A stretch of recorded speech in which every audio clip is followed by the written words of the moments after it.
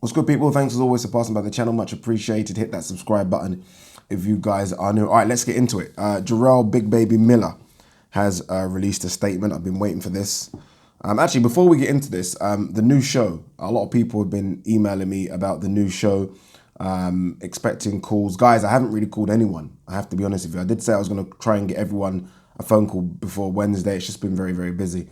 So I've not called anyone. So if you've not received the phone call, don't think it's because you're not going to get chosen. It's just I've not really called anyone. I think I've only called like 2 or 3 people out of the 200.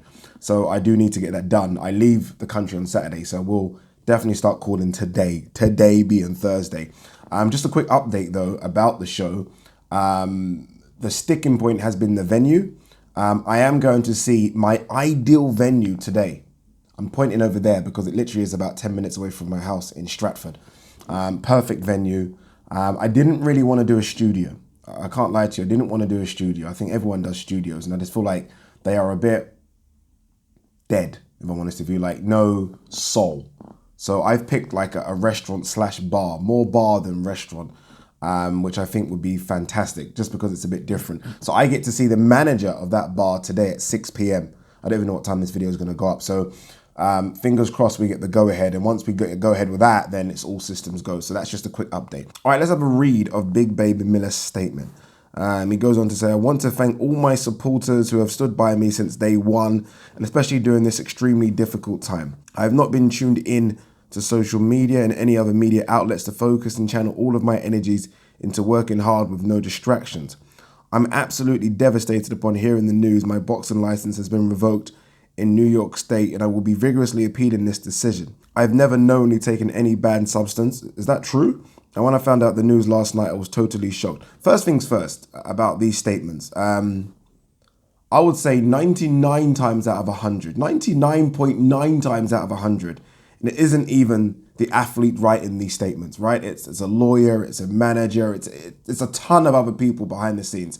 So first and foremost, I don't even think Big Baby actually sat down and decided, you know what, I'm going to fucking write this myself. I don't believe that. But anyway, let's continue. My team and I stand for integrity, decency, and honesty, and together we will stand to fight this with everything we have. Yeah, it doesn't sound like Big Baby. This was a voluntary test that I was very happy to do. It wasn't really voluntary because if he didn't agree to do it, the fight wouldn't have happened. And these results came just 1 week after another voluntary test that I had taken, which was completely clean. Interesting. I refuse to lie down and let my dream be taken away from me when I know in my heart that I've done nothing wrong. 15 years of hard work. I'm a warrior. I don't need a banned substance. Remember, don't believe everything you hear and see. The facts will prevail and I shall be vindicated. I don't have anything to hide and the truth will make itself known.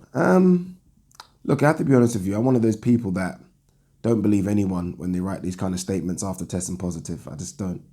I don't. It's very rare. In fact, it's like 1 in a million when an athlete cheats, gets caught, and then openly admits it. In fact, I can only think of a few in the last few years that have done it. TJ Dillashaw recently got popped for EPO, released a statement saying, you know what, pretty much fucked up, right?